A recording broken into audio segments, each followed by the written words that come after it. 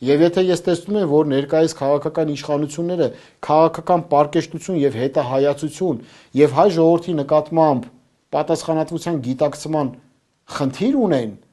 ես իմ հարցը հղում եմ Բարսեղջյան հոգևորականներին։ Իսկ դուք 21-րդ դարում հոգևոր հայրեր, ձեր բարձրաստիճան կարգավիճակով պայմանավորված, համարում եք ձեզ Սուրբ Գրիգոր Լուսավորչի աթոռի պահապաններ, փրկչի ստեղծած եկեղեցու հիմքերի պահապաններ այս ժամանակահատվածում եւ այդ կարգավիճակից ելնելով իզորու եք ձեր ամբիցիաներին դեմ գնալով առողջացման գործընթացներ իրականացնել,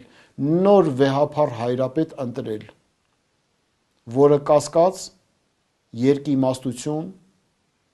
եւ այլ խմորումներ իր անվան հետ չի ունենա։ Եթե իզորու եք,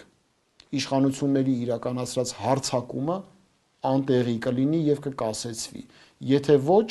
վախենամ մռայլ ճակատագիր է սպասվում, թե պետական կառավարման համակարգին, թե ազգային ինստիտուտին, որը հայ ժողովրդի շահերից երբևիցե չի կարող բխել։